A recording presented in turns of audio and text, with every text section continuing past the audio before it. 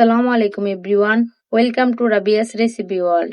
আজকে তৈরি করব ক্যারামেল পুডিং। পুডিং হচ্ছে সবচেয়ে সহজ আর সবচেয়ে মজাদার একটি ডেজার্ট। আমরা অনেকে পুডিং তৈরি করতে পারি, তবে পারফেক্ট ভাবে সবাই পুডিংটা তৈরি করতে পারি না। তাই যারা পারফেক্ট ভাবে পুডিং তৈরি করতে পারেন না, তাদের জন্য আজকের আমার এই ক্যারামেল পুডিং এর রেসিপিটা। আশা করছি আজকের আমার এই রেসিপি দেখলে আপনাদের পুডিং বানাতে আর কোনো ঝামেলা হবে না।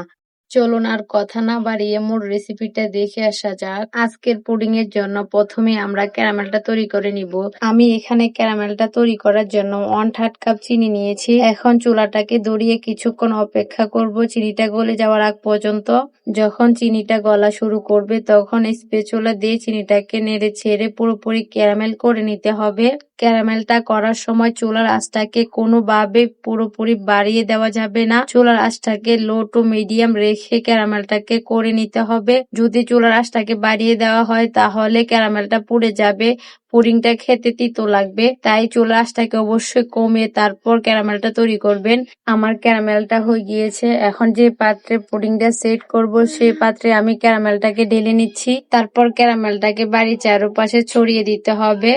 যদি ছড়ানোর আগে ক্যারামেলটা আমার মতন এভাবে জমে যায় তাহলে চুলার মধ্যে 1 মিনিট দিয়ে রাখলে ক্যারামেলটা আবার সেট হয়ে যাবে। পুডিং তৈরি করার জন্য আমি এখানে নিয়ে নিয়েছি 3 কাপ লিকুইড দুধ আর দিয়ে দিচ্ছি 1/3 কাপ চিনি।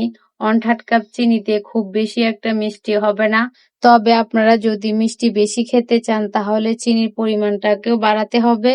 এখন একটি ঢাকনা দিয়ে ঢেকে রেখে দিচ্ছি বলক আসার আগ পর্যন্ত। ঢাকনা দিয়ে ঢেকে রেখে দিলে বলকটা খুবই দ্রুত চলে আসবে। আমি 3 কাপ দুধকে জাল করে 2 কাপ করে নিয়েছি। এখন আমি চুলাটাকে অফ করে দুধটাকে ঠান্ডা করে নেব। একটি মিক্সিং বোলে 2টি ডিম নিয়ে নিচ্ছি। অবশ্যই ডিমগুলো নরমাল তাপমাত্রায় থাকতে হবে। ফ্রিজে থাকলে 10 মিনিট আগে ফ্রিজ থেকে ডিমগুলো নামিয়ে রাখতে হবে। এখন একটি হ্যান্ড হুইস্ক দিয়ে ডিমগুলোকে খুব ভালোভাবে ফেটিয়ে নিচ্ছি। খুব ভালোভাবে ডিমগুলোকে ফেটিয়ে নিতে হবে যাতে এর মধ্যে কোনো লাঞ্চ না থাকে। আমি কিছুক্ষণ সময় নিয়ে ডিমগুলোকে খুব ভালোভাবে ফেটিয়ে নিয়েছি। এখন এর মধ্যে জাল করে নেওয়া দুধটাকে ঢেলে দিতে হবে। অবশ্যই দুধটা এই পর্যায়ে হালকা কুসুম গরম হতে হবে। অনেক বেশি গরম বা একদম ঠান্ডা করা যাবে না। এখন একটি হ্যান্ড হুইস্ক দিয়ে আবারও খুব ভালোভাবে দুধটাকে ডিমের সাথে মিশিয়ে নিচ্ছি। আর দিয়ে দিচ্ছি পরিমাণ মতো লবণ আর 1 চা চামচ দিচ্ছি ভ্যানিলা এসেন্স। আপনাদের হাতের কাছে এসেন্সটা না থাকলে এলাচ গুঁড়ো দিয়ে দিলেও হয়ে যাবে। এখন আবারও সবগুলোকে হ্যান্ড হুইস্কের সাহায্যে ভালোভাবে মিশিয়ে নিচ্ছি।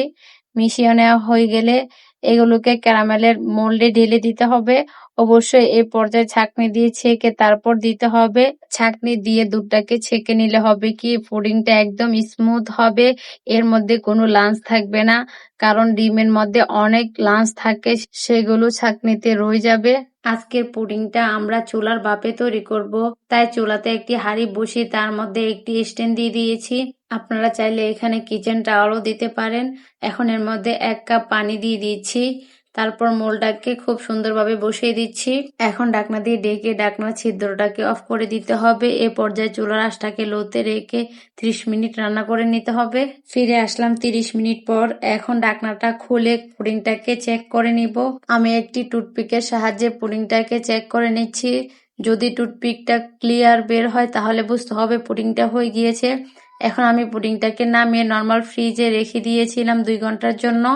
তারপর আমি একটি ছুরির সাহায্যে এখন পুডিংয়ের চারপাশটাকে আগলা করে নিয়েছি। একটি প্লেট দিয়ে পুডিংটাকে আলমোড করে নিচ্ছি। এ পর্যায়ে একটু সাবধানে করতে হবে, না হয় পুডিংটা ভেঙে যাওয়ার সম্ভাবনা রয়েছে। এখন আমি আপনাদেরকে পুডিংটাকে দেখিয়ে দিচ্ছি। অবশ্যই দেখে বুঝতে পারছেন আমার পুডিংটা কতটা পারফেক্ট হয়েছে। এখন আমি পুডিংটাকে কেটে আপনাদেরকে দেখিয়ে দিচ্ছি এর ভিতরটা কিরকম হয়েছে। আমার ভিডিওটি যদি আপনাদের কাছে ভালো লেগে থাকে তাহলে অবশ্যই চ্যানেলটিকে সাবস্ক্রাইব করে রাখবেন। আল্লাহ হাফেজ।